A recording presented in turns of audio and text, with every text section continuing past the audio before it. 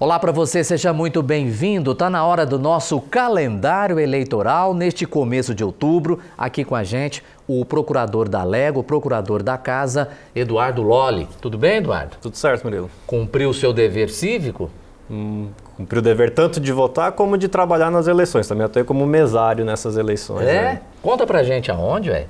Colégio Colemar ali no setor aeroporto foi... Colemar de quê? Colemar Natal e Silva. Ah, o Colemar Natal e Silva, lá no setor aeroporto. Mas correu tudo bem, graças a Deus. É? Não teve Ninguém quebrou a urna lá? Não, na nossa urna lá, graças a Deus, foi tudo certinho, na nossa sessão. Alguém pôs o dedo em riste lá pra você? Não. Foi tudo tranquilo, graças a Deus, né? Mas vamos lá. Como você muito bem sabe, a TV Alego instituiu o calendário eleitoral. Toda semana a gente fala de prazos, né? O segundo turno aqui em Goiás não vai haver, haja vista que terminou, né? O governador Ronaldo Caiado foi reeleito no domingo 2 de outubro.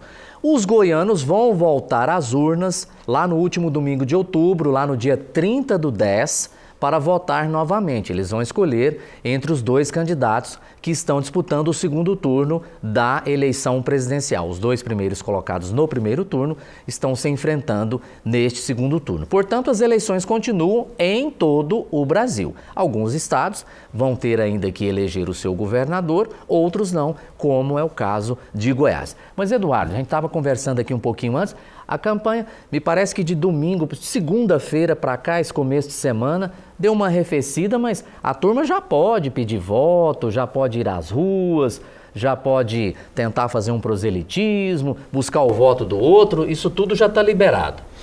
Certo, Murilo. Então, a partir do dia 3 de outubro, que é a segunda-feira seguinte às eleições, na verdade, a partir de 24 horas após o término da votação, ou seja, às 17 horas de segunda, 3 de outubro, já estão permitidos novamente os atos de propaganda eleitoral, basicamente, relativo ao segundo turno. Então, a realização de comícios, né, está permitida até a quinta-feira de véspera a quinta-feira anterior à eleição, melhor dizendo. Dia 27 de outubro. Isso. E se for um comício de encerramento, pode ir até o dia 28 também, prorrogando mais 2 horas. Né? Passando a madrugada, isso, né? Passando a madrugada. E temos, enfim, a questão de alto-falante, carro de som, distribuição de material gráfico, santinho, propaganda paga na imprensa escrita, enfim, toda essa questão de propaganda eleitoral, basicamente, já está liberada a partir agora da segunda-feira, dia 3 de outubro. O horário eleitoral gratuito vai começar a partir da sexta-feira, agora dia 7 de outubro. Daqui a pouquinho a gente fala um pouquinho mais, mas vamos conversar um pouquinho sobre essa questão de agora. Você falou o que está permitido, né? E tem alguns impeditivos agora nesse momento, nessa primeira semana de outubro, que o eleitor não pode fazer? Tem alguma coisa, ou não, alguma restrição, ou nem tanto? Não, segue o fluxo do primeiro turno, basicamente. Então, a parte de tudo que estava permitido no primeiro turno, em geral, está permitido agora, mas especificamente voltado para o segundo turno, né? Então, todos os atos de propaganda que já aconteciam, né, santinhos, enfim, isso tudo pode acontecer. Claro que, assim, a gente vê na prática uma diminuição em função do próprio resultado das eleições, né? Só restou o presidente, então a gente sente uma queda natural nesses atos de propaganda. Deu uma arrefecida, deu uma arrefecida. Uma acalmada, né? Uma acalmada, assim dizer, exatamente.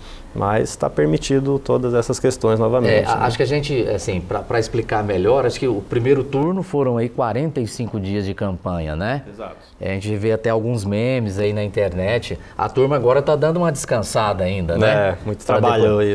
Dentro dos itens de possibilidade, reuniões são permitidas. Já são permitidas também. Ok. Vamos falar então dessa campanha no rádio e na televisão, que começa na sexta-feira, no dia 7 de outubro, não é isso? Vai terminar lá na última quinta-feira antes das eleições, que nesse ano dá no dia 27 de outubro, como falamos, a eleição será no dia 30 de outubro. E agora é uma propaganda mais enxuta, né, Eduardo? É uma propaganda assim de tempo igual. No caso Goiás, nós vamos ter apenas a propaganda dos candidatos à presidência da República, então o tempo é igualitário entre os dois candidatos, não é isso? Exatamente. Então, segundo agora, como resta o segundo turno, dia 30 de setembro, nós teremos... 30 de outubro. 30 de outubro, perdão. O horário eleitoral gratuito começará a partir da sexta-feira, dia 7 de outubro, em que os candidatos vão ter até lá para conquistar o voto do eleitor, né? Uma eleição bastante acirrada, a gente vê pelo resultado do primeiro turno, né? Bem disputado, contrariando, né? até as próprias tendências de pesquisa, né? Enfim, então também é mais um recurso que os candidatos terão que utilizar bem para conectar-se até o eleitor, né? Para criar essa afinidade aí que falta nessa reta final para definir a eleição presidencial. Na propaganda eleitoral, no rádio e na TV, Eduardo, tem alguma restrição, alguma coisa que as campanhas precisam ficar atentas? Bom, hoje existe uma grande discussão em relação a fake news, né? Então, verdade. Essa questão, claro que vai muito do caso concreto, né? Mas os candidatos, obviamente, têm que tomar cuidado para não difundir notícias inverídicas, falsas, porque... Mentiras, né? Mentiras, em geral, né? Uhum. Porque isso é muito comum na época da campanha, na época de campanhas. Às vezes surgem notícias que não têm um respaldo fático, mas a gente sabe que uma vez divulgadas tem um efeito assim, quase que imediato, avassalador, né? Então, o grande desafio da fake news é que ela seja identificada o quanto antes e a justiça acionada também o quanto antes para que ela emita uma resposta para que esse conteúdo seja retirado do ar. Uma punição, por exemplo, né? Ou um direito de resposta do outro candidato, né, em referente àquela questão que foi veiculada de forma inverídica, né? Então esse é o grande desafio das eleições. Toda eleição sempre acontece, né, e é uma questão que os candidatos sempre têm que atentar. Eduardo, me parece que a Justiça Eleitoral atuou muito.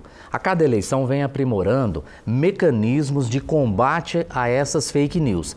Mas parece assim, se eu estiver errado me corrija, a sensação que dá é que quanto mais se criam mecanismos, mais a turma custosa, vamos só falar assim, né? Mais a turma custosa, aí que pratica fake news mesmo, né?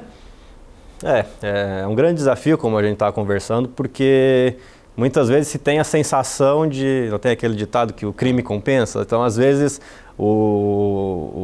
existe um risco calculado que o candidato até prevê que vai ter algum acionamento judicial, alguma sanção, mas ele conta com aquela vantagem, aquele desequilíbrio que a notícia causa, principalmente quando ocorre em vésperas de eleição, em que a dificuldade de identificar, de a Justiça Eleitoral agir a tempo, cria toda uma situação de talvez não conseguir reparar integralmente o dano ocasionado, né? Então o grande desafio é esse, né? É que a fake news, ela, em razão dessa facilidade com que ela é disseminada, muitas vezes o que a sanção, a resposta da justiça acaba não sendo à altura da dimensão do dano. E nem com agilidade, muitas vezes, né? Por mais que a justiça eleitoral é célere, acho não, na minha visão, ela é a justiça mais célere que nós temos, né? Isso acho que até incontestável, as respostas são rápidas, mas o processo eleitoral também ele é muito dinâmico, né? Então o grande desafio é a justiça eleitoral acompanhar isso tudo, praticamente em tempo real, dar a resposta no seu devido